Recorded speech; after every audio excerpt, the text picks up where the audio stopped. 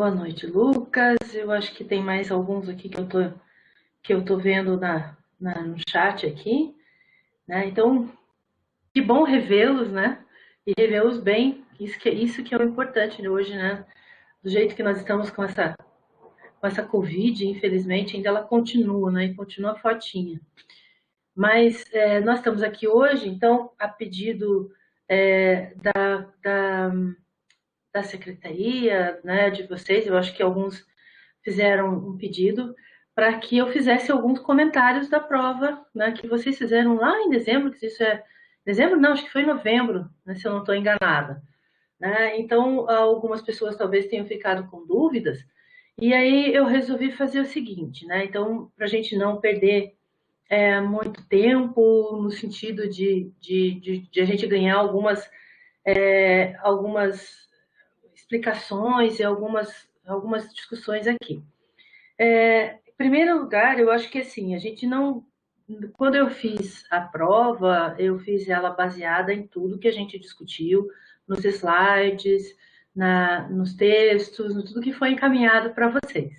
Né? Então, a gente trabalhou exatamente em função disso. Né? Como vocês também estão num curso de pós-graduação, é, é, é sabido que a gente também não pode fazer uma coisa assim tão muito simples, mas também não muito complicada. Então, na verdade, quando eu fiz a prova para vocês, eu jamais imaginei que iria ter algum tipo de dúvidas tão fortes ou alguns comentários assim que algumas pessoas talvez não tivessem conseguido olhar, né? Eu tenho só que eu queria colocar bem isso para vocês, né? Bem tranquila, assim, porque como a prova já aconteceu, eu tinha deixado algumas orientações e como vocês resolvessem a prova, mas quando eu encaminhei essas orientações, parece que a prova já tinha acontecido, eu tinha ideia que ela ia ser início de dezembro, enfim, eu acho que a gente acabou, não sei se talvez eu tenha feito essa confusão de datas, a gente acabou não concordando muito com as datas aqui, né? E aí a secretaria já me informou que a prova já havia sido feita. Mas então tinha sido feito todo um roteirinho para que vocês pudessem fazer alguns comentários do que é onde estudar, como vocês estudarem, mas talvez isso era só um comentário para vocês poderem usar. Mas na verdade, assim, vocês tinham todo o material, tá com tudo na mão, tá tudo bem tranquilinho aqui. A gente discutiu bastante, né, naquelas duas videoaulas, nas duas videoconferências que a gente fez, comentamos, né? Então, assim, da questão das provas, então, eu só queria que deixasse bem claro para vocês que a minha autonomia, né, em termos de avaliação, ela vai na elaboração da prova enquanto pedagógica, né? Então, assim, para alterar nota, para que anule a prova ou algo parecido, aí isso tem que entrar em contato com a coordenação, porque a prova ela é feita em conjunto e eu não tenho autonomia para nada disso, tá? Mas eu acho que a gente não vai chegar, com certeza, a isso. O que eu fiz, então, para que a gente pudesse seguir um roteirinho, né? Porque eu sei que vocês também têm compromisso e eu tenho um compromisso também às 18, às 20h30. Então, para a gente ganhar bastante tempinho aqui, né? Vamos ser mais objetivos. Eu vou compartilhar com vocês, então, a minha tela. O que eu fiz? Eu coloquei a prova, né? Todinha ela para vocês e a gente vai passar questão por questão, tá bom? E aí, se vocês quiserem cada questão, se tiverem dúvidas, abrir o microfone e fazer as perguntas, fiquem à vontade. Aí, do jeito que vocês quiserem, ver quantos tem aqui. Acho que na minha conta tem 15, se eu não estou enganada aqui. Não dá 15, eu acho. Então, dá bem para a gente trocar ideia aqui. Então, fiquem à vontade, tá bom? Deixa eu abrir aqui, compartilhar minha tela com vocês, que é esta aqui. Deixa eu abrir. Aí só me avise se vocês estão enxergando, tá bom? Eu vou colocar no início para a gente Aqui. Então, ó, eu não enxergo mais vocês aí. Então, por favor, aí vocês, qualquer coisa vocês vão me avisando, tá bom? Vocês estão me ouvindo direitinho, gente? Estão enxergando o meu slide antes de eu passar para frente?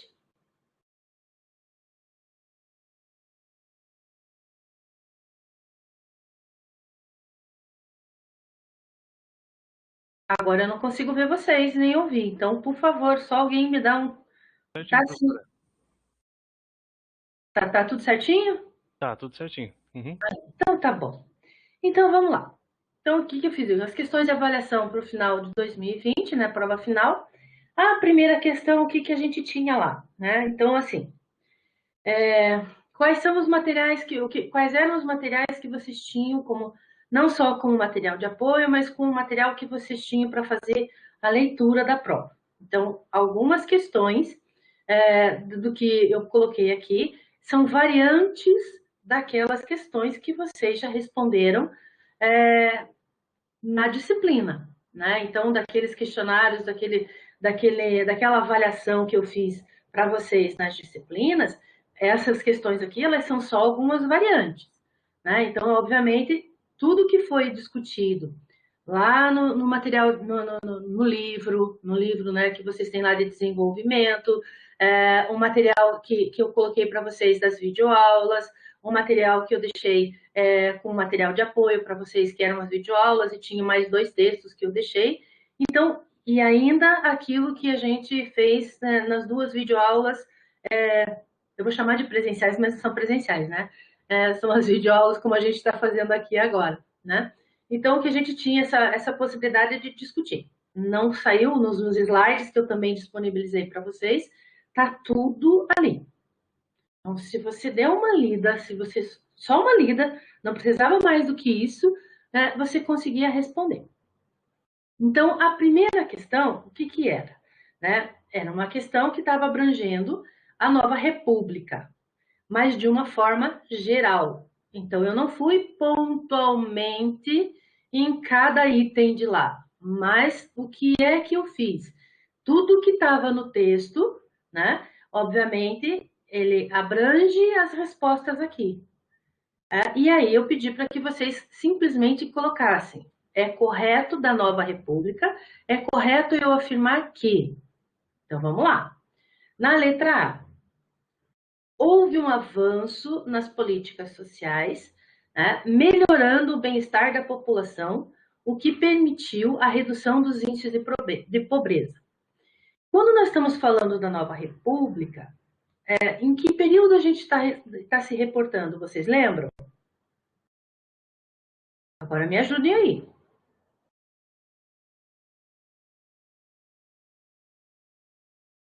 Qual que era o período que nós estamos falando da nova república? Não República Velha. República Velha a gente está falando lá atrás, Marechal Deodoro, né? Nós estamos falando, então a nova República a gente já está vindo para que época? Depois que a gente já está na era Vargas, a gente já está passando um pouquinho mais para cá, lembram? Então a gente começa a perceber da nova República que há sim um avanço nas políticas sociais. Tá? Então o próprio texto afirma isso. Né? Quando eu olho para a letra A, então a letra A está correta. Então, isso ela está dizendo, tá certo com tudo que está no nosso referencial. Tá certo? Na letra B, no entanto, o que a gente está dizendo aqui? Foi um período determinado por uma política industrial desenvolvimentista de longo prazo. Vocês concordam que ela não foi? Por que ela não foi? Né? Porque quando a gente está olhando para a República Velha, para a República Velha, perdão, para quando a gente está olhando para essa política industrial de desenvolvimentista, a gente já está pegando particularmente aqueles períodos em que você tenha, né? Período de JK, e aí, basicamente, você está olhando para uma política industrial com os planos de desenvolvimento econômico. Primeiro PND, o plano de metas, primeiro PND, segundo PND, terceiro PND. né, que eram políticas desenvolvimentistas de longo prazo. Então, ela não está na República não, né, ou na Nova República, né, ela não está colocada nesse período. Na letra C, então aí eu já posso ver que a letra B não tá correta. Na letra C, politicamente marcado, a Nova República é politicamente marcado pela consolidação do processo de construção de um Estado de direito e democrático. Sim, né, porque ela vem questionando tudo que foi feito na República Velha. Né? Então, tudo que tinha de questionamentos, tudo que tinha lá de que a escravidão, tudo isso, ela começa na Nova República, e isso começa a ser defendido mais fortemente, né, para que você encerre esse período, né, e comece a um Estado de direito e democrático. Na letra D, período fortemente marcado por corrupção, escândalo envolvendo os parlamentares, envolvendo os ministros e empresários, com certeza. Então, a gente viu que, nesse caso, somente eu tinha como resposta, se eu marcar a letra B, como alguns possam ter feito, ela não foi um período marcado por uma política industrial. Então, a letra B não está correta. Qual seria a afirmativa correta? A letra E, que me diz que só a letra B não corresponde a esse período da Nova República. Certo? Então, nesse caso, eu só tenho uma alternativa também que não corresponde à afirmação correta, que é a letra B, e que, se eu marcar a B, ela vai estar, eu estou dizendo que ela está correta, mas se eu marcar a letra E, ela está dizendo que ela não corresponde ao período da República, da Nova República. Tudo bem?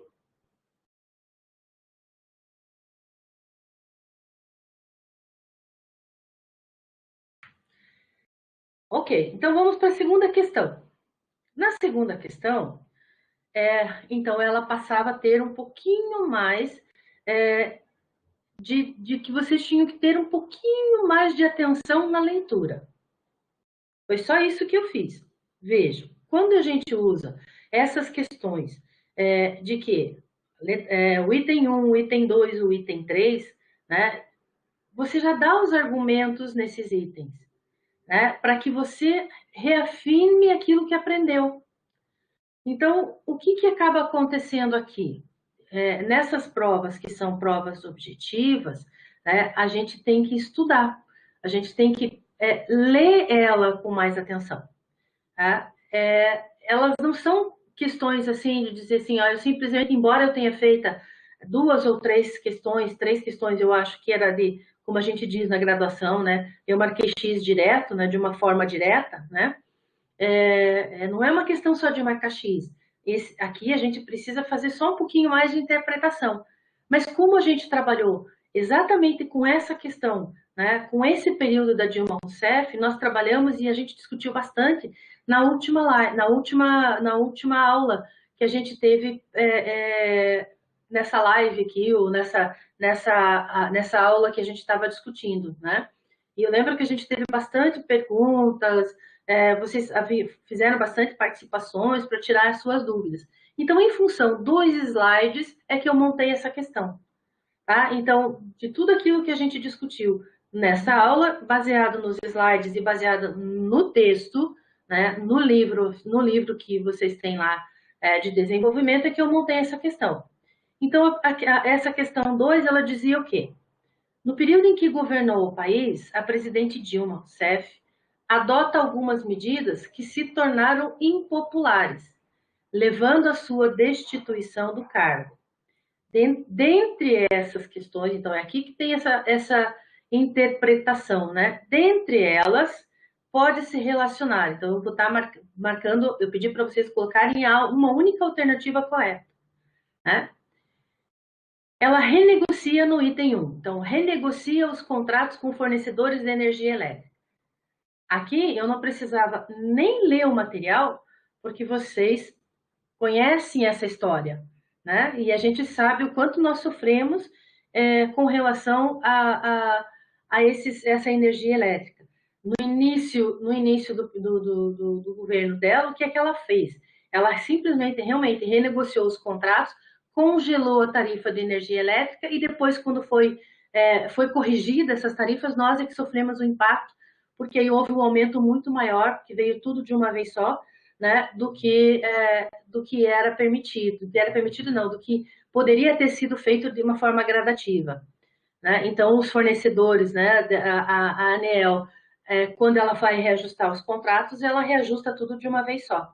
Né? E aí o impacto foi direto no bolso da gente. Então, esse item 1 está correto, né? O item 2, ela adotou incentivos ou adota incentivos ao setor privado pela chamada agenda Fiesp, pois favoreceu setores econômicos específicos. Lembram que aqui eu também chamei a atenção para vocês naquele resumo do livro que a valsa brasileira, que a gente trabalhou e eu mostrei para vocês nos slides também, deixei bem destacado, né, de que ela faz sim, ela atende essa agenda Fiesp, então ela faz um programa específico para a linha branca, ela isenta alguns impostos, né, de alguns setores bem específicos, então aí também entrou a questão da indústria automobilística, atendendo a essa agenda da Fiesp. Né? Então, mas não foi para todos os setores, porque se tivesse sido para todos os setores, a economia poderia chegar num patamar um pouquinho diferente no segundo mandato aí, tá? Então, esse item também está correto. Defesa, no terceiro item, defesa da redução de juros e da desvalorização do real, associada à defesa de um ajuste fiscal que ajudasse a controlar a demanda doméstica e os preços. E ela faz isso também. Por que ela faz isso? Vocês lembram que quando a gente diz a desvalorização do real, quando é que ocorreu essa desvalorização do real? Quando você também tem uma política cambial. E eu lembro que eu chamei bastante a atenção de vocês para isso, né? Que, novamente, ela vem com uma defesa de um ajuste fiscal, mas ela tentou fazer isso pela redução da taxa de juros, né? Para controlar a demanda doméstica e o nível de preços. Né? Mas a gente viu que logo na sequência ela não consegue fazer isso. E aí vem todos os problemas que Itamar Franco vem tentar corrigir naquele pouco período que ele fica no término do seu mandato. Tá? Então aí na letra A, né, nenhum dos itens está correto, a gente já viu que todos eles estavam corretos, né, e correspondem à era Dilma, então esse item não poderia ser. No item 1, quando eu comecei a argumentar com vocês, né, eu já justifiquei, então ela renegocia os contratos com os fornecedores de energia elétrica para deixar num valor mais baixo. Então ela entra fixando o preço com a ANEEL, tá? Então na letra B também não poderia ser. Na letra C, aí ele completa, porque ele diz que o item 1, o item 2 e o item 3 correspondem totalmente às medidas por ela adotadas, né? Então, aí o que a gente está olhando, né? A gente está olhando na pergunta básica: que período e que governante, que plano de governo a gente estava analisando? A era Dilma. Então, a gente está olhando para o presidente, de uma forma geral, né, para os dois mandatos da presidente Dilma, né, ou da presidenta, como alguns gostam de colocar, tá? Não corresponde, né? Os itens 2 e 3 somente correspondem ao governo Dilma, não, a gente viu que são os 3 itens que correspondem. E na letra E, que não está correta, todos os itens são somente medidas do governo Temer, né? Depois da queda de Dilma. Não, não foram, porque o governo Temer teve que tentar arrumar todas essas coisas que a Dilma atendeu pela agenda Fiesp e atendeu quando a gente estava olhando para essa questão dos fornecedores de energia, tá? Então, pela ANEEL aqui também. Tudo bem, pessoal? Essa professora. Oi. Eu estava sem áudio, agora eu consegui voltar. Eu queria só retomar na questão número 1, eu escrevi no chat, mas como a senhora não consegue visualizar, eu tive que vir para o celular aqui para conseguir desculpa, falar. é que eu não consigo enxergar você aqui quando eu estou apresentando. Na questão número 1, a resposta, na minha prova, ele tinha como somente a letra B corresponde, o período correto, né? A minha letra B era o período fortemente marcado por corrupção e escândalos envolvendo parlamentares, ministros e empresários. Então, a questão foi anulada, obviamente, mas para mim aparecia a letra B, outra opção da que a senhora apresentou aí. Então, Ah, eu não. acredito que foi até por isso que a questão foi anulada. Exatamente. Então, eu É, não. Veja, é aquilo que eu falei no começo, né? A prova que eu mandei para vocês foi essa aqui que eu tô mostrando. Então, talvez na hora de terem passado alguma outra coisa para vocês, ela deve ter mudado. Mas a questão que foi encaminhada, né? O arquivo que foi encaminhado foi esse. ok. Ok? Então, se a questão foi anulada, não há problema. Não há problema, mas para você ver como existiam duas opções corretas para mim, né? Bom, aí eu não, daí realmente quando veio para mim não veio dessa forma, tá? Porque para mim nem veio isso. Acho que eles detectaram antes e aí anularam a questão, entendeu? Ok. Mas ficou dúvida aqui ainda da resposta? Não, não, é que ficou realmente diferente do que você apresentou. Eu tenho dúvidas em outras questões. Ah, tá. Então podemos passar para 3 aqui? A 2 está tranquilo? Tá. Então na questão 3. E obviamente a gente só podia fazer avaliação, e isso eu lembro que eu deixei para vocês também naquele vídeo, né? Tinha algumas coisas no vídeo que eu postei, porque não tinha naquele material. Então, lembrem bem, né, que o governo, no finalzinho do governo Temer, quer dizer, não tinha nem a era Dilma e só tinha até o governo Lula, né? Então, o material que eu disponibilizei para vocês do governo Dilma, do governo Temer e do governo Bolsonaro não constava naquele livro, porque o livro estava desatualizado. Né? Então, aí eu trouxe um outro material de apoio, né, e trabalhei com vocês exatamente para isso, para que a gente pudesse completar essa disciplina. Tá? Então, dos 2 primeiros anos, né, que a gente está olhando aqui, os primeiros 2 anos do governo Bolsonaro, eles podem ser descritos por. Então, lembrem que eu chamei bastante a atenção de vocês no meu slide, né, no meu PowerPoint. Eu acho que eu lembro bem na última aula que nós fizemos, né, que era para encerrar as nossas discussões. Foi uma das coisas que eu me lembro de ter chamado bastante atenção, né, de que ele começa o governo dele já com uma intenção de ele fazer né, uma maior aproximação do Mercosul e a do Mercosul com a União Europeia, né? Então, o que acaba acontecendo, né? Ele tenta fazer isso, mas foi só nos 2 primeiros anos. Agora a gente já tem um pouquinho mais de informação do ano passado, né?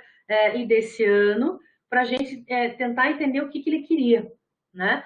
Mas ele começa, foi um dos itens que a gente marcou, né? Que ele começa com essa intenção. Não significa que ele tenha se aproximado, né? Mas como o item que estava lá para o início do governo, porque a gente só tinha isso, né? Como referência. Agora a gente pode fazer um monte de avaliações, mas naquele momento a gente só tinha isso como um dos itens marcantes desse primeiro ano dele especificamente.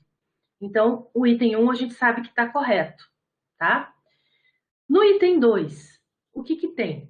Ali dizia assim: o ministro da Economia propõe reforma da Previdência para redução dos gastos a médio e longo prazos.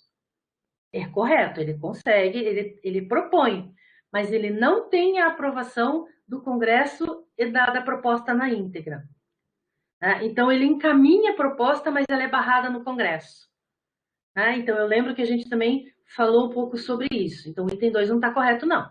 Né? Porque a segunda parte da questão, ele não tem. Tanto é que ela está voltando agora para tentar passar ainda essa reforma da Previdência. Ela não passou na íntegra e eles ainda estão tentando mexer tanto na reforma da Previdência como na reforma fiscal. Tá? O item 3. O governo, nesse período, é um governo de coalizão com o Congresso. Então, lembrem bem que nós estamos falando desses 2 primeiros anos, o embate que ele teve, né, bastante forte com o Congresso Nacional.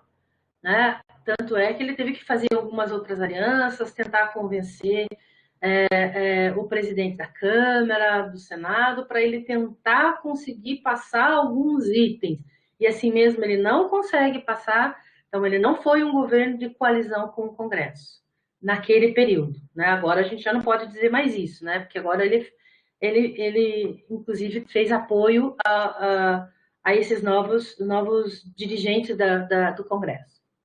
Então, o item 3 também não. No item 4, o governo de Bolsonaro é, nesse período, um dos poucos sem escândalos políticos. Acho que aqui nem precisa de muitos comentários, né?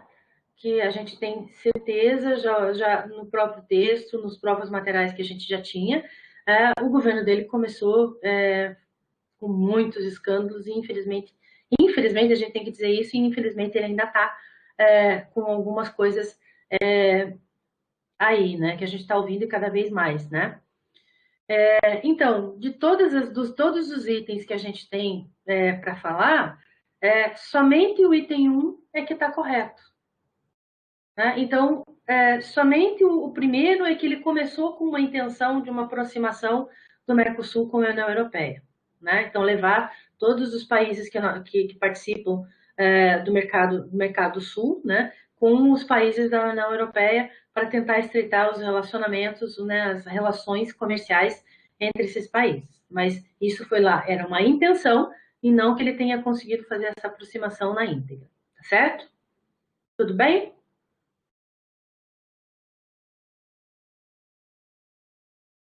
Ok.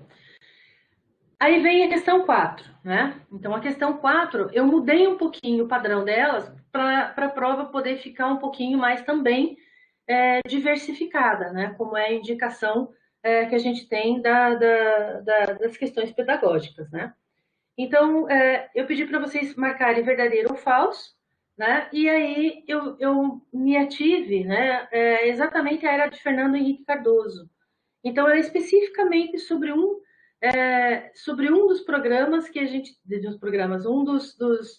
dos projetos de governo, né, ou do período de governo que a gente tem lá dos 2 mandatos do Fernando Henrique. Eu juntei tudo, né? Então, questões acerca da era Fernando Henrique Cardoso, como a gente havia estudado também no material, né? Então, quando a gente pegou lá no livro que vocês têm, também já estava como era Fernando Henrique Cardoso, então tem uma síntese.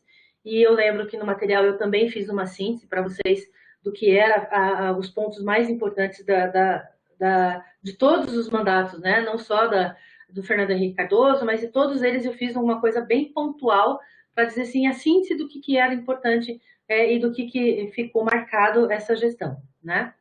Então, pontos importantes da era Fernando Henrique Cardoso.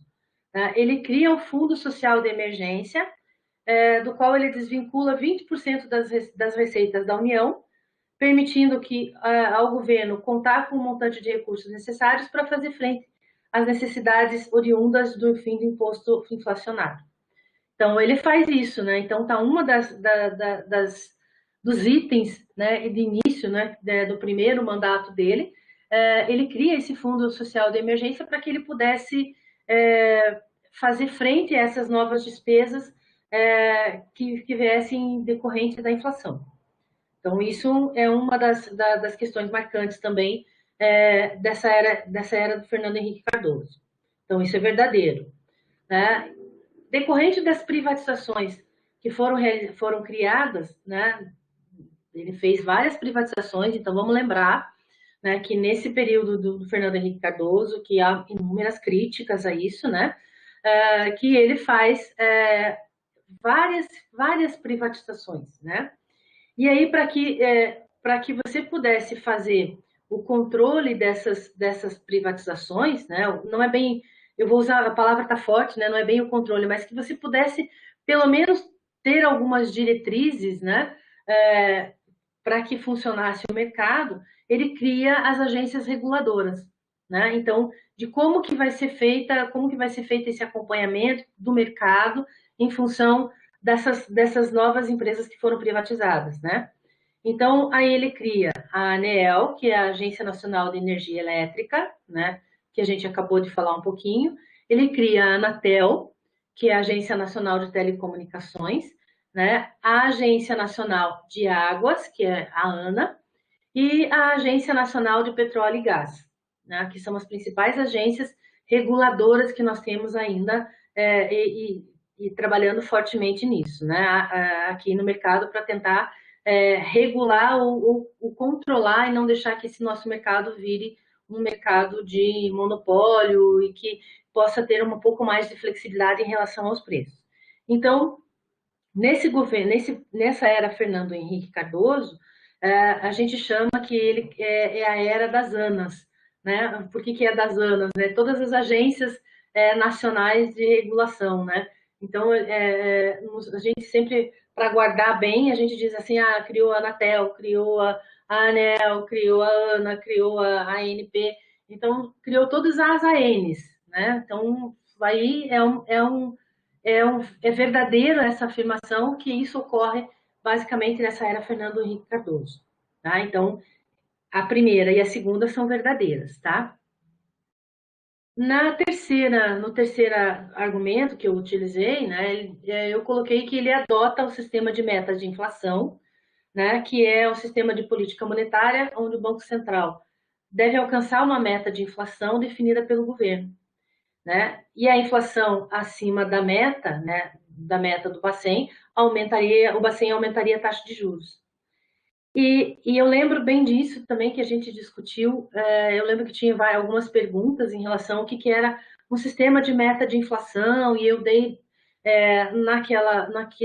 naquela apresentação específica, né, nos slides, eu lembro que eu deixei bem alguns exemplos, dizendo para vocês assim, olha, ele estipula lá que naquele período o Banco Central vai ter que, a inflação no Brasil não vai poder passar de 5% ao ano.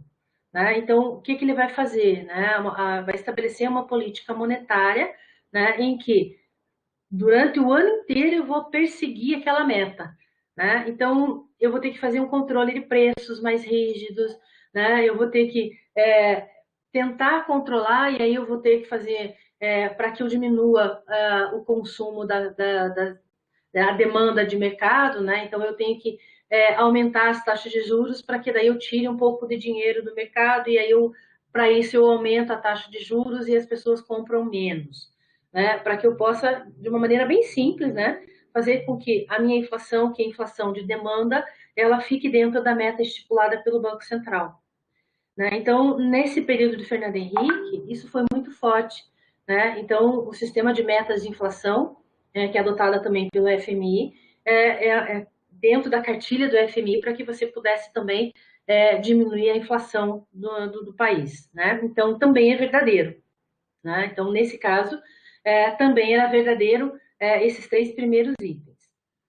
No quarto item, né, é bom a gente lembrar que foi realmente no governo Fernando Henrique que foi criado o Bolsa Família, né? Mas ele foi criado, na verdade, né, não com o nome de Bolsa Família. Então, se vocês lembrarem, no governo Fernando Henrique, você tinha lá o Bolsa Escola, aí você tinha o Vale Gás, você tinha vários outros programas que foram colocados de forma isoladas. Né? Ele faz programas de proteção social, mas ele não era um único programa. As pessoas teriam que entrar pedindo para participar e obedecendo cada um dos critérios, né, adotados pelos programas, né, mas as pessoas não entravam, não era um único programa.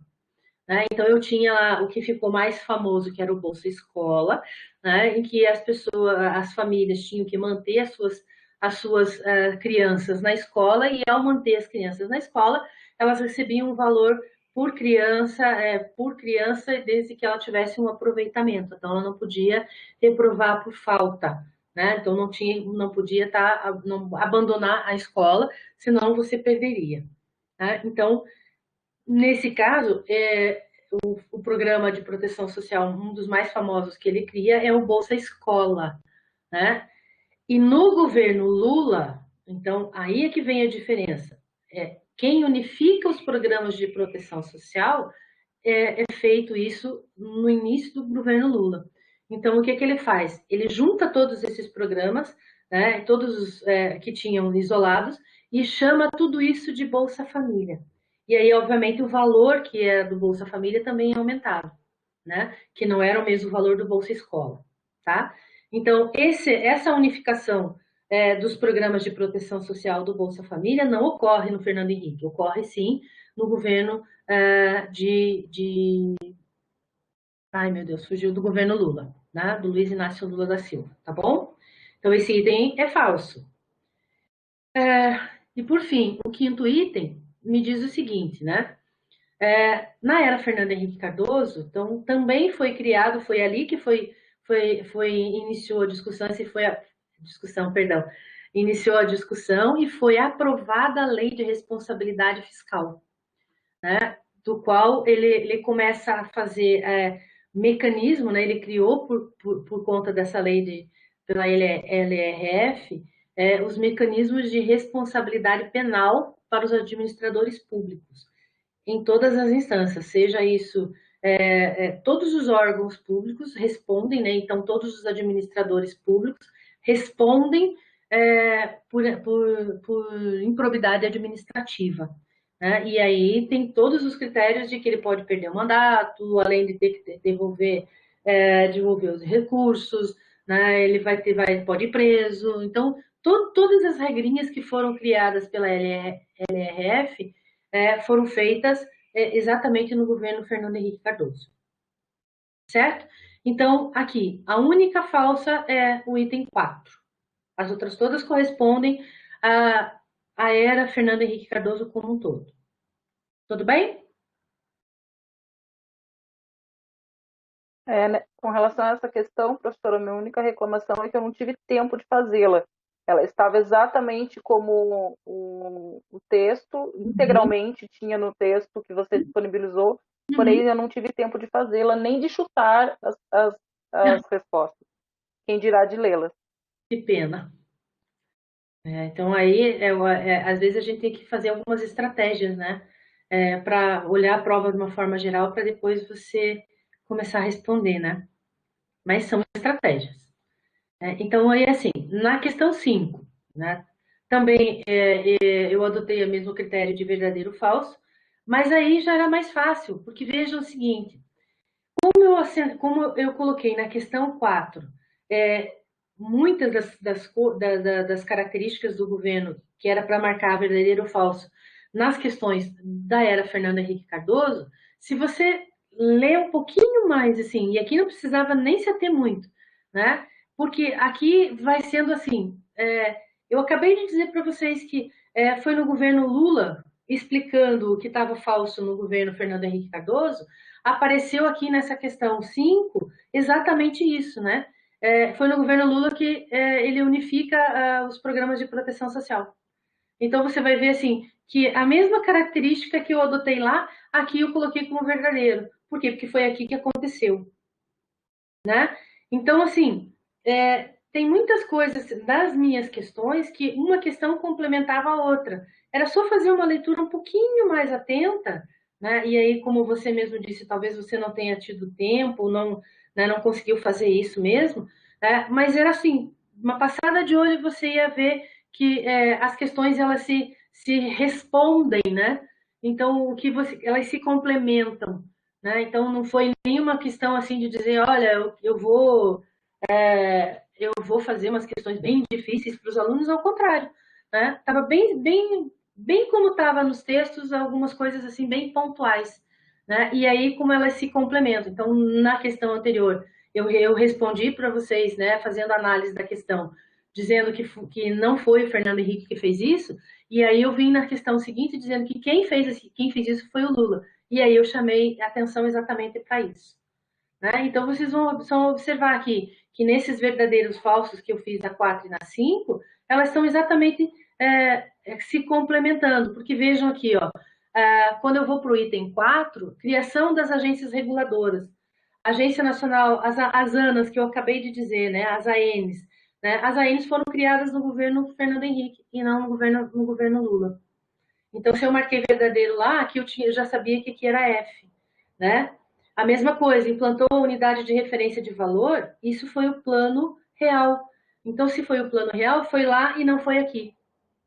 Né? Então, foram exatamente esses contrapontos que eu acabei, não é nem contrapontos, mas exatamente para fixar, né, o que foi de cada um dos governantes, né, o que é peculiar de cada um dos governantes. E a única que não tava colocada na questão anterior, né, foi exatamente o que está no segundo item, que eu lembro que eu frisei bastante isso, né, em que foi um dos poucos, para dizer se não foi um dos únicos, né? Uns 2 ou 3 no máximo que trabalharam com isso. Eu acho que, na verdade, é um dos pontos fortes dele, né? De que nesse período ele adota uma agenda microeconômica, né? Que ele vai fazer assim, aumentar os créditos, fortalecer o crédito consignado, ele vai fazer o fim da cumulatividade do PIS/PASEP, então você tem PIS ou você tem PASEP, do CONFINS, né? Ele vai fazer alíquotas decrescentes de imposto de renda, né? Principalmente nas aplicações de longo prazo, dá incentivo ao microcrédito, então aí você tem várias agências, várias políticas, né, que ele faz assim de políticas de microcrédito, né, de incentivos ao microcrédito. A reforma do judiciário, então aí você tem uma nova lei de falência. Eu lembro que eu falei isso para vocês, que as pessoas agora as empresas elas não decretam falência pura e simplesmente, então ela passa para uma recuperação da empresa primeiro, para depois de eu fazer, se eu não conseguir fazer essa recuperação, se a empresa realmente não, no período de um ano, um ano e meio, ela não conseguir fazer uma recuperação com alguém que possa dar atenção específica, né, um acompanhamento à empresa, aí ela vai para a liquidação, mas não antes desse período, né? E aí ele também cria as leis a lei das PPPs, né? Que é você ter as políticas públicas e privadas, né? Como forma de você trabalhar para poder fazer parcerias, né? Parcerias públicas e privadas, tá? Então, né, nessa questão 5, na verdade, só tinha praticamente uma questão que vocês poderiam ter ficado na dúvida se era verdadeira do período, né, marcante do governo Lula, mas ela está bem destacada, né, que era essa que eu acabei de falar aqui das PPPs, né, que termina com as PPPs. As outras todas a gente tinha respondido na questão 4, tá? Tudo bem? Posso passar para 6?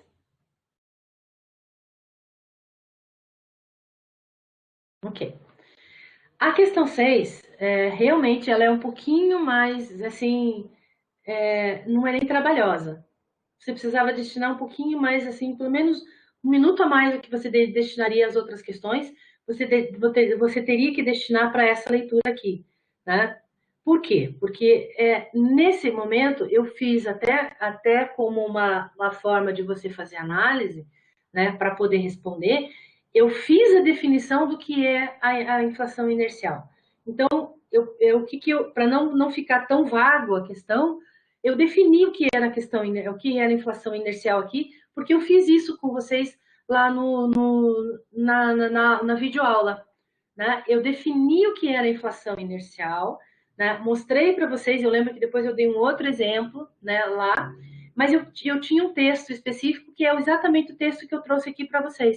Então, só para vocês darem um start do que eu estava falando, né? Então, aí eu comecei a questão exatamente definindo. A inflação inercial pode ser definida como aquela gerada pela própria inflação, né? Então, aí, o que é isso? Eu tenho a chamada inflação inercial, que é aquela que persiste se eu não fizer nada, ela continua existindo. Então, eu lembro que eu disse bem isso, né? Se eu não fizer nada, mesmo que eu coloque assim, por decreto, eu lembro que eu dei para vocês o exemplo do plano cruzado, né? Que é característico da inflação inercial. Por quê? Porque foi decretado, né? Foi feito um decreto, uma lei, dizendo que a partir daquele momento a inflação era zero. Mas os preços continuaram. A inflação é zero, não tem inflação, nós não temos inflação. Você não corrige preços, os preços permanecem inertes, quer dizer, o valor começa o mesmo, continua o mesmo, né? Mas o que, que acaba acontecendo, né? Nas nossas economias inflacionárias, e o Brasil continua ainda, né? É, antes de que a inflação vai ocorrer, eu começo a subir meus preços. Eu sei que é uma inflação, eu sei que vai ter inflação. Então, o que, que eu faço? Eu aumento o preço por antecipação, né? Para que eu não tenha perdas no futuro. Então, no plano cruzado, aconteceu bastante isso. Né? Então, alguns agentes corrigiram os preços e daí eles foram fixados, mas o resto não, né? Então, o resto não. Daí o que acontece? Você perde o poder de compra. Então, tudo isso que eu defini para vocês nesse texto, né? Então, o sindicato pede um percentual maior do que normalmente pediria, porque ele também sabe que vai ter inflação. A dona de uma boutique remarca seus preços no início do mês, imaginando que se ela não fizer, ela vai perder dinheiro por conta da inflação e assim por diante, né? Então, o que foi colocado aqui no texto, essa onda de expectativas inflacionárias, né, ela alimenta a própria inflação. Né? Por mais que você diga que a inflação não existe, né, ela continua existindo. Né? Por quê? Porque eu vou antecipando algumas coisas, né? E se eu vou comprar um insumo, eu já pago um pouquinho mais caro por ele. Né? E aí, assim, em economias que são indexadas como a nossa, né, a inflação inercial é um inimigo que é de difícil combate, porque eu vou achar um meio, né, de fazer com que a inflação de ontem seja refletida no índice de custos, né, ou na forma de compor os meus custos, que vai reajustar os preços no futuro, né, ou na inflação de amanhã. Né? Então, quando eu dei o exemplo, eu lembro disso que eu dei o exemplo para vocês entenderem o que é a inflação inercial. Lembram que eu chamei a atenção de vocês para o que aconteceu no plano cruzado, né? Em que havia aquela coisa que a gente chamou do confisco do banho pasto, porque aí os produtores da agropecuária, né, da pecuária, não queriam entregar para os abatedouros porque o preço estava baixo. E daí aqueles abatedouros, para conseguir, tinham que pagar um valor mais alto, mesmo que ele não pudesse repassar o preço, e assim a coisa foi acontecendo. Né? Então também aconteceu de você ter lá, assim, para você poder comprar um carro. Então tinha várias pontinhas que eu fui lembrando vocês do que aconteceu, né? Claro que eu sei que a maioria de vocês não viveu isso, né? Pontualmente, vocês são muito mais novos do que isso, mas eu fui relembrando algumas coisas que aconteceram, né? E que caracterizam essa inflação, né? Então, com base nesse texto, o que eu fiz, né? Então, eu coloquei tudo isso para mostrar para vocês, né? E que dizer que em que governos isso aconteceu, porque nós fizemos isso, né? Em cada um dos pontos eu chamei atenção para vocês, né? Então, lá no governo Geisel, teve o primeiro choque do petróleo em 73, a inflação atinge um patamar de 35%, está lá no texto. Né? Então, esse que estava lá no texto de vocês. Né? Então, na época, a inércia inflacionária foi oficialmente reconhecida pelo governo, mas ela não foi controlada. Então, de novo, estava bem destacado no texto no governo Geisel.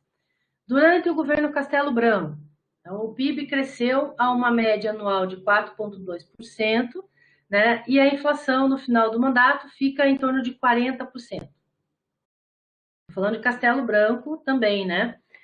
Embora os resultados do PIB e da inflação tenham sido piores do que os períodos de Vargas e de JK, né? Então, aí, de novo, reformas estruturais realizadas pela equipe econômica do governo permitiram ajustar as contas públicas, controlar o processo inflacionário, organizar o sistema financeiro, atrair poupança interna e externa, condições necessárias para a expansão da economia nos governos de Costa e Silva e Médici, períodos conhecidos como milagre econômico brasileiro. E aí a gente está falando lá, lembra do primeiro PND, segundo PND, né? Que aí a gente, primeiro, segundo e terceiro PND, que é o governo militar.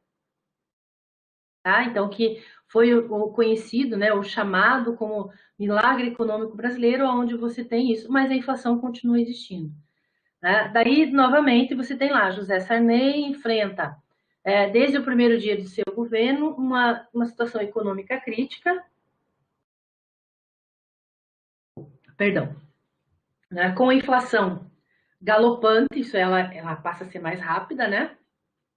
E dificuldade de negociação da dívida externa.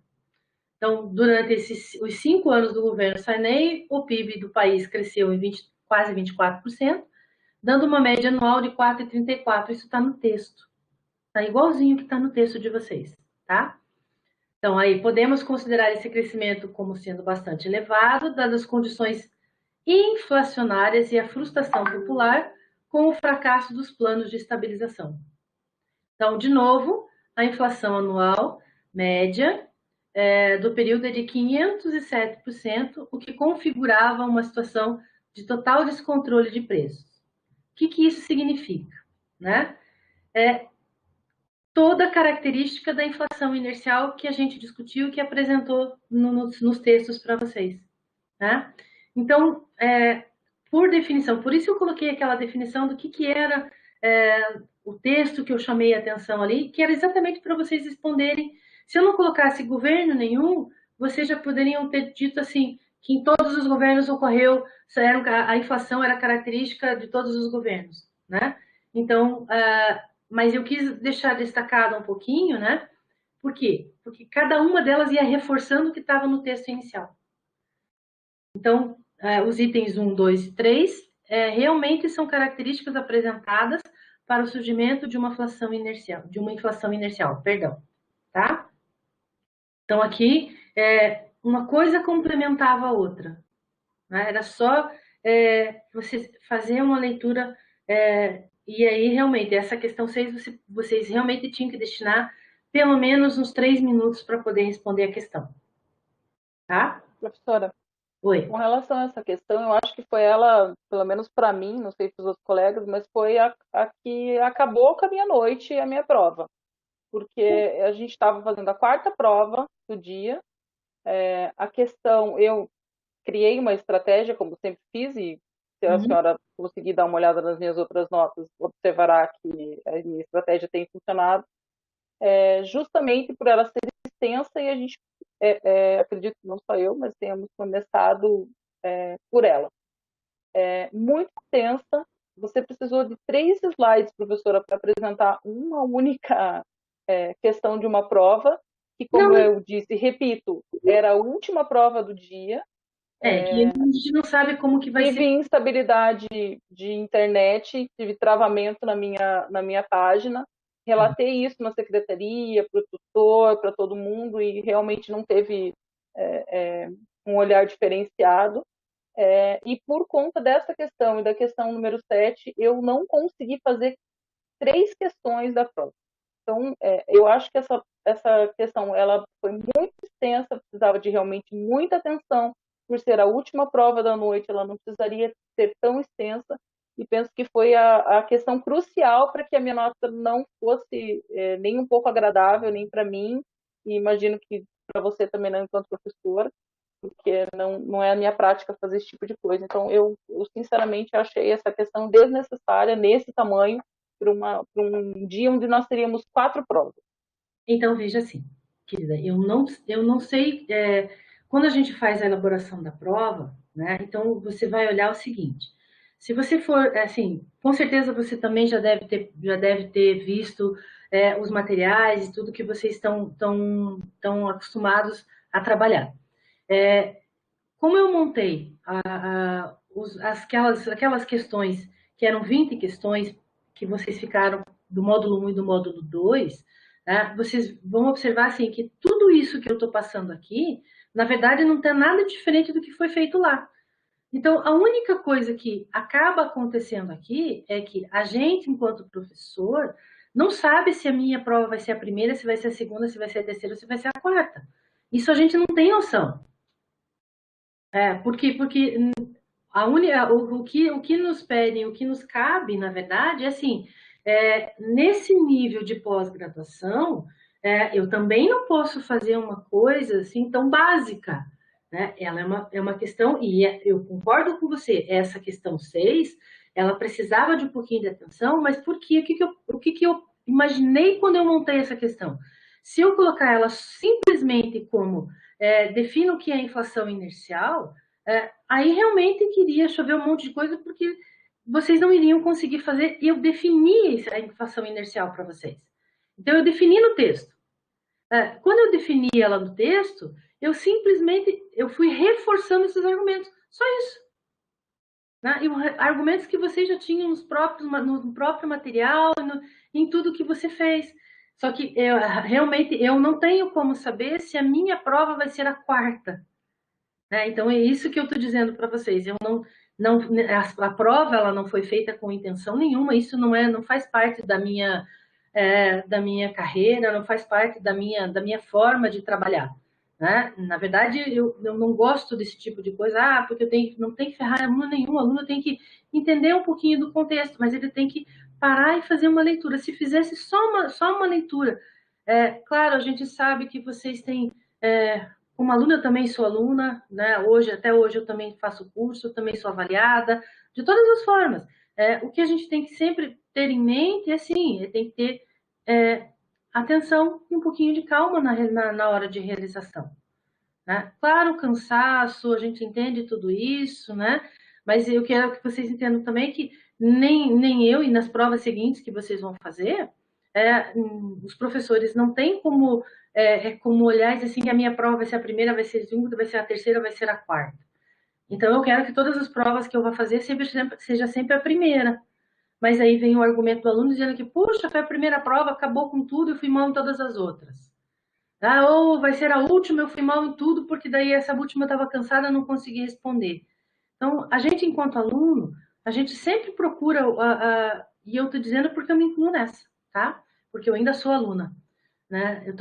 Eu trabalho nos dois lados, né? Estou nas duas pontas aqui, né? Em parte, hora eu sou aluna, hora eu sou professora. Então, a gente também sabe dessas coisas, né? E como metodologia que eu adoto, você vai olhar em todos os textos, em todo o material que eu forneci para vocês, a prova está exatamente como o que tudo contém nos textos, contém no material. Não tem nada que eu não tenha trabalhado com vocês, eu não tenha mostrado para vocês como e qual era o caminho para vocês fazerem essas respostas, tá? Então, eu queria que só isso ficasse bem claro para vocês aqui, tá? Que é a mesma característica que você tem aqui na questão 7, né? Na verdade, a descrição, a gente já discutiu um pouquinho nas primeiras questões o que era mais ou menos do governo Collor, e isso está mais recente, né?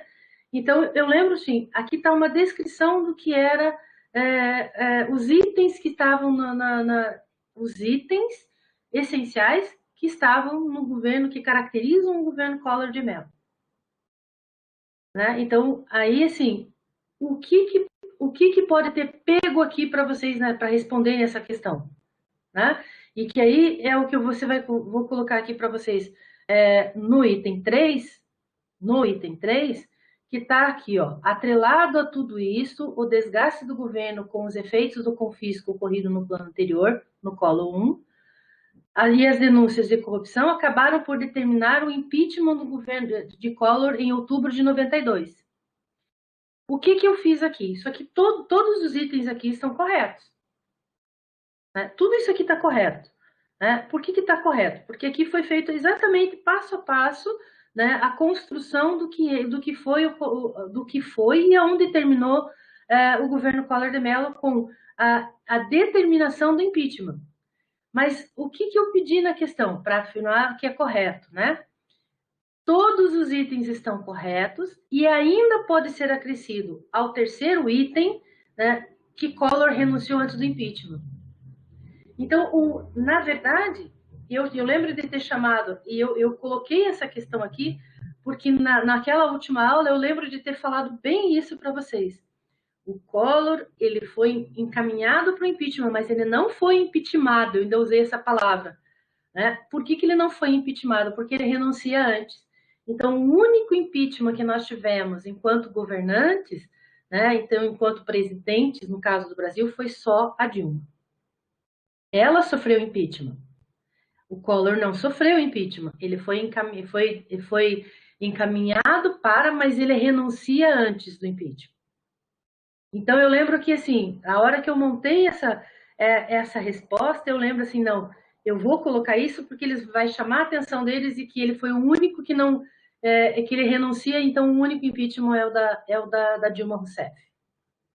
E eu lembro a gente ter chamado bastante atenção isso aqui naquele dia, se vocês... eu não sei se vocês acessaram a videoaula depois, né, mas eu sei que foi disponibilizado para vocês, então volta lá que você vai ver que eu chamei bastante atenção para isso, que o Collor, ele foi encaminhado, o impeachment dele foi aprovado, mas ele não foi impeachmentado, né, ainda vou insistir na palavra, né, porque ele renuncia antes disso.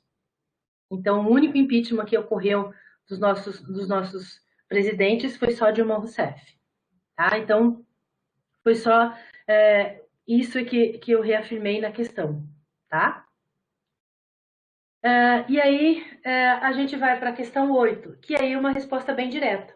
Também, o que é que eu fiz aqui, né? Nessa questão, eu simplesmente reafirmei, eu peguei tudo que vocês tinham, tudo que a gente tinha discutido do milagre econômico, e veja, desse milagre econômico eu já tinha feito uma questão anterior, né, que era lá da ditadura militar, dos governos militares, que foi, se não me engano, a questão 6, ou a questão 6 que tava no texto inteiro falando sobre isso, tá? Então já tinha argumentos suficientes para vocês olharem e responderem a questão 8, né, que era o milagre econômico. Só que aí eu destaquei só o milagre econômico, né? Então, ele ocorre especificamente de 69 a 73, né, com primeiro PND, segundo PND e terceiro PND, que era o governo militar. Então, foi isso que eu destaquei aqui, né?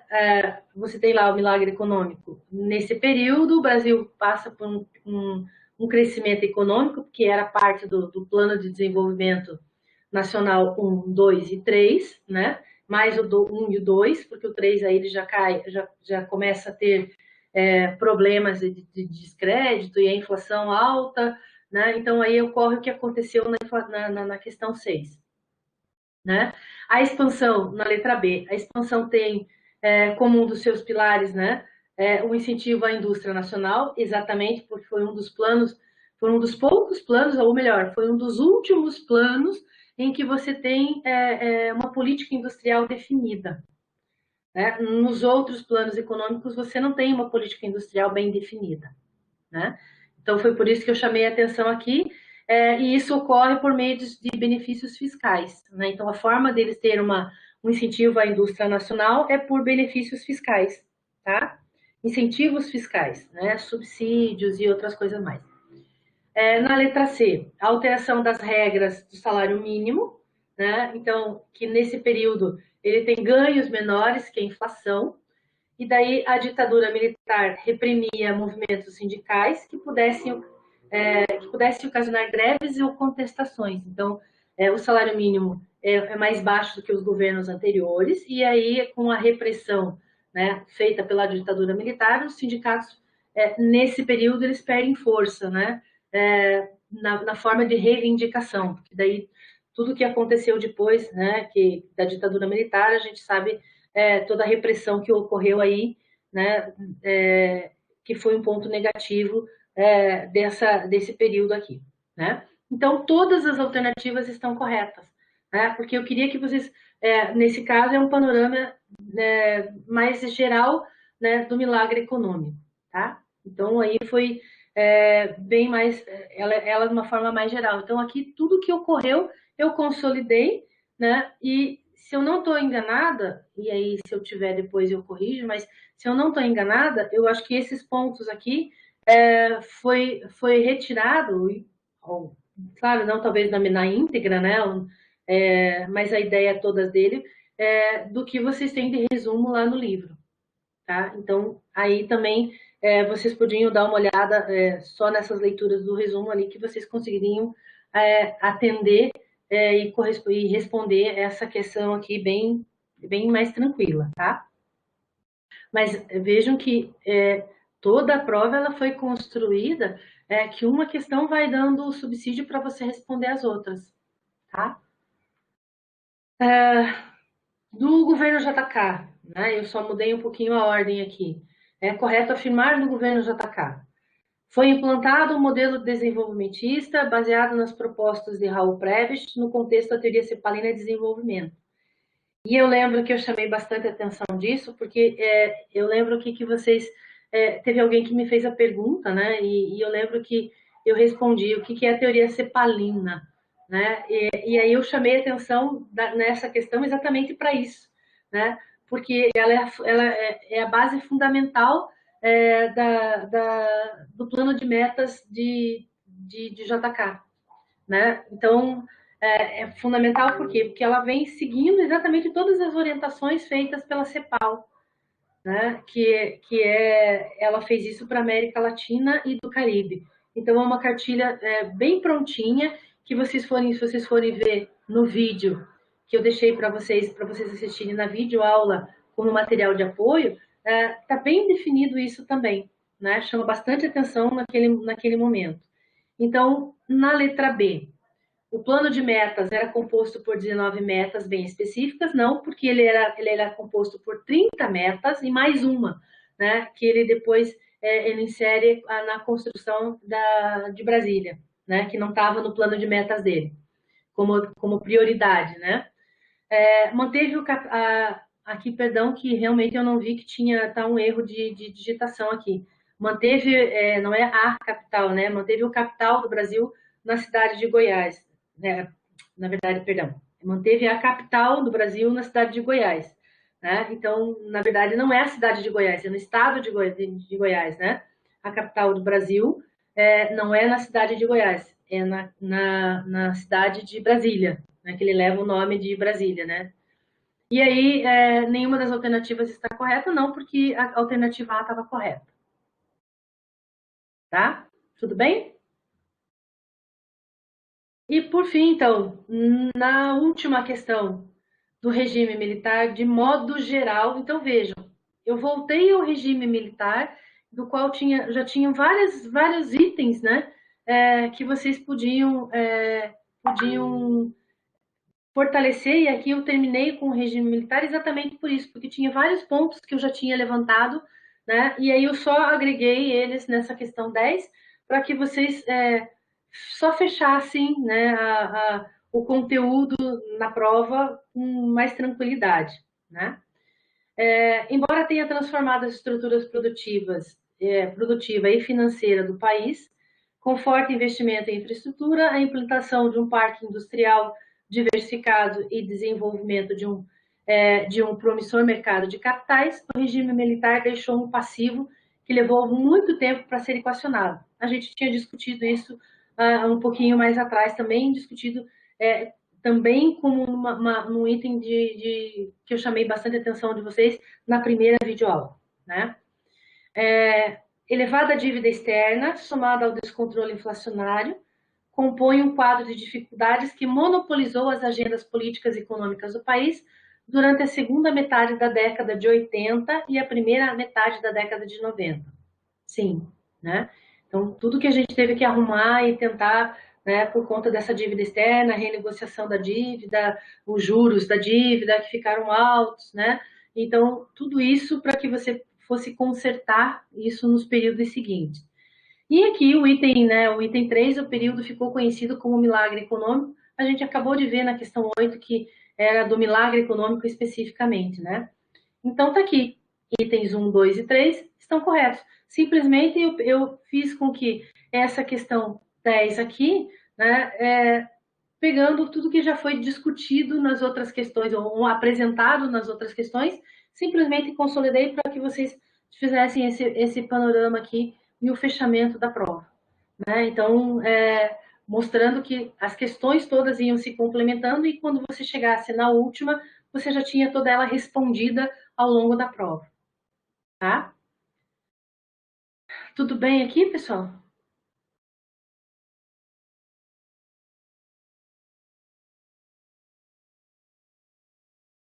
Então, deixa eu voltar para a sala. Agora, deixa eu me achar aqui, porque agora eu fiquei perdida aqui, né? Aqui. Deixa eu... Posso fechar a... Parar de compartilhar aqui? Isso. Acho que foi fechado. Então, tá. É, tá, então agora eu vou dar o que está foram dados os conteúdos um a um, tá? Então, sendo a primeira não teria feito a diferença. Tá, Amanda, aí é só uma questão de, né? É uma prova, ela é uma prova teórica, né, gente? Então, assim, pelo que vocês estão colocando aqui, veja que tudo que você tem como referencial no período, a prova inteira ela estava assim, ela foi sendo construída de tal forma que vocês, uma questão fosse complementando e respondendo a outra. Vocês tinham que realmente destinar um pouquinho mais de tempo, mas não mais que isso. Né? Se você tiver é, dado uma boa lida, né, para responder as questões anteriores a isso, né? Aquelas questões que vocês tiveram lá, as questões que foram colocadas no fórum, as questões que foram colocadas ao final de cada módulo, se vocês dessem uma olhada nas videoaulas, né, assim, um pouquinho mais de atenção, eu acho que vocês não teriam dificuldade nenhuma para resolver a prova. Por mais que vocês tenham colocado aqui que ela foi extensa, foram duas questões que vocês precisariam destinar um pouquinho mais.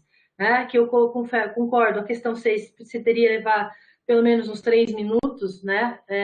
E eu fiz esse teste aqui, eu levei 3 minutos para fazer a leitura, fazer a interpretação. Vocês vão dizer assim, professora, mas você tem mais experiência, você conhece o conteúdo. Não, não foi nesse sentido, porque pensem que para montar essa questão eu levei muito mais tempo que isso. Né? Então, para deixar ela nesse padrão em que vocês conseguissem fazer essa leitura de uma forma mais fluente. Né? Então, eu também fui olhando para isso pontualmente, gente. Não era para deixar assim, a prova está pesada, está muito extensa, a prova a professora pesou a mão. Não, é que o conteúdo ele foi pensado, né? Então eu segui bem o conteúdo, a forma com que a gente foi estruturando, perdão, foi estruturando a disciplina como um todo, né? E se vocês olharem tudo que foi perguntado, tudo que está nessas questões, vocês têm isso lá nas questões do módulo 1, você tem isso na questão do módulo 2, e que aí, assim, para que vocês pudessem ter esses parâmetros e conseguir resolver a prova como um todo. Tá? Professora, Oi, querido. eu acho que se nós tivesse tido esse entendimento de que nós tivéssemos lido com mais atenção, visto com mais atenção os vídeos, prestasse mais atenção na sua aula, nós não teríamos um número tão grande de reclamações que foram da prova, que não fui só eu, eu acredito que devam ter passado tudo que foi colocado lá nos fóruns, foi uma dificuldade geral, e penso que daí não teria necessidade de a gente estar fazendo essa conversa hoje, que se a faculdade não observou que teve a necessidade de fazer essa conversa hoje, porque realmente não foi só uma reclamação ou só um apontamento. Então, eu queria deixar registrado o meu descontentamento com a prova, muito extensa. Como a colega falou ali, ela fez por primeiro, eu deixei por último, porque eu tenho um pouco de toque, eu gosto de fazer as coisas na ordem que elas aconteceram, que elas foram apresentadas, e realmente deixei a sua prova por último. Então, eu só gostaria de fazer esse apontamento, e eu gostaria que a faculdade tivesse revisto a questão da prova, porque não fui eu a única pessoa que reclamou, tiveram diversas reclamações da prova para a faculdade. Então, eu só quero deixar isso registrado e dizer que eu fiquei muito insatisfeita com a forma como a faculdade lidou com essa questão, já que houveram várias reclamações, e agora ficar ouvindo a senhora reler a prova inteira ficou mais claro, obviamente, porém não diminui a situação, porque realmente todo mundo teve dificuldade. Ficou fácil agora ouvindo a falar? Óbvio que ficou. Nós estamos a 1h12 falando sobre uma prova que nós tivemos 50 minutos para fazer. Então, entendo que a senhora provavelmente não, óbvio que não fez isso na intenção de prejudicar aluno nenhum, porém, nós tivemos dificuldade para interpretar e para fazer essa prova. Eu queria só que a senhora prestasse atenção nisso e quando eu for ter a reoferta, eu vou fazer assim, bem consternada, porque eu não tive dificuldade em nenhuma outra disciplina até o momento. Olha, que pena, porque eu também, aí assim, eu quero que vocês entendam da seguinte forma, né? Tudo que eu pensei em termos da construção de todas as questões, de todos os vídeos, de todo o material, eu tomei todo um cuidado de colocar coisas que fossem muito mais fáceis de vocês interpretar, né? Então eu tomei todo esse cuidado, né? Porque se a gente for olhar assim, para essa disciplina especificamente, o material que você tem para consulta, o material, a forma com que você tem para levar esse tipo de atividade, ele é muito mais pesado. Então, se você for levar isso para um contexto econômico, vocês não fariam o mesmo. E isso não era o meu objetivo de jeito nenhum. Né? Ao contrário, eu tentei deixar isso da forma mais leve possível. Né? Tanto que eu escolhi textos que fossem bem multidisciplinar, com várias opiniões, com várias visões, nesse caso, né? E na construção da prova, então você está concordando comigo também, né? De que explicando a prova eu levei 1 hora e 12, mas eu estou explicando a prova olhando item por item, né? Então, assim, na leitura, com toda a bagagem, com todo o tempo que vocês tiveram para realizar a leitura da disciplina, acompanhar, fazer, que é o que a gente espera, né? Então, mesmo facilitando esses vídeos, o que eu estou entendendo, Amanda, e me perdoe se eu estou entendendo de modo errado, né? Mas acho que para mim ficou um pouquinho mais claro de que faltou um pouquinho mais de dedicação e você acabou me dizendo isso. Eu tinha que ter lido com um pouquinho mais calma o material inteiro, né? Então veja, eu deixo uma indicação aqui para vocês, porque vocês, não sei se já terminou, eu não acompanhei o restante do curso ainda, né? Mas, assim, eu acho que vocês devem ter outras disciplinas, vocês vão ter outros temas, né, talvez mais densos ou menos densos, mas em termos de conteúdo, né, e que vocês têm que fazer um uso mais ainda pontual, né, dos tutores que vocês têm para dar ajuda nas disciplinas. Né? Então, vocês têm mais uma pessoa ainda fora o professor, né, fora o professor formador que está aqui, vocês têm mais ainda a figura do tutor que está ali para ajudar vocês a tirar dúvidas. Então, vocês têm que explorar mais isso. Né? Usem mais isso a favor de vocês. Tá? Então, vocês têm aí, nesse sentido, uma gama e os tutores que eu sei que vocês estão tendo, porque eu trabalhei com eles até por conta da disciplina, né? Eles a maioria deles tem bastante competência para poder entender, resolver a dúvida que eles tinham, eles vêm tirar junto com a gente, e tem muitas coisas que eu fui colocando e não foi da prova, as dúvidas que foram surgindo, eu fui respondendo no chat, eu fui respondendo né? Então, à medida que surgiam as perguntas, que tinham algumas dúvidas, eu também fui respondendo isso para vocês em relação na plataforma. Né? Então, eu indico para vocês isso. Usem um pouco mais desses. Se você não tem muito tempo, né? Porque todo mundo trabalha, a gente sabe disso, né? Você tem que aplicar um pouquinho mais, né? Aplicar no sentido se dedicar, né? Ser um pouquinho mais. Então, olha, eu tenho que destinar. E olha que é difícil fazer isso, né? Eu estou dizendo que eu também tenho curso, que eu sou aluna online. Eu confesso para vocês muito aqui, tá gravado isso, mas eu digo que eu acho que eu prefiro fazer curso presencial, porque aí eu consigo tirar todas as minhas dúvidas na hora e aí eu consigo fazer tudo isso. No ensino à distância, né, a gente tem que ter muito mais cuidado, porque tem que ter muito mais dedicação nossa de aluno. Né? Enquanto aluno, eu preciso ser disciplinado, eu preciso fazer isso. Não vai ser só no sábado, não vai ser só no domingo, não vai ser só numa meia hora. Eu tenho que estabelecer um cronograma para que eu possa né, atender tudo isso de uma vez, porque às vezes acontece tudo junto, né? Então, a gente vai olhando para tudo isso, né, no meio do caminho aqui. tá bom? E somos... Tá ok. Eu não tenho acesso a elas, né? Eu não estou como coordenadora ou algo parecido aqui, então eu não tenho essa avaliação aqui, tá bom? Mas eu vou dar uma olhada lá para ver como é que foi. Mais alguma coisa então que ficou pendente, que tem alguma dúvida aqui?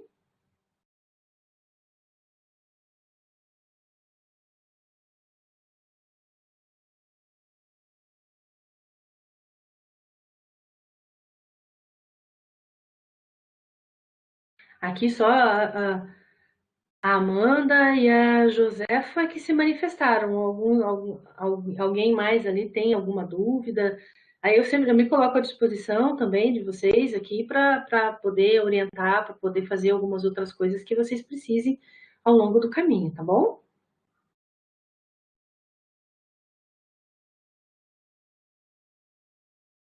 Tudo bem, pessoal?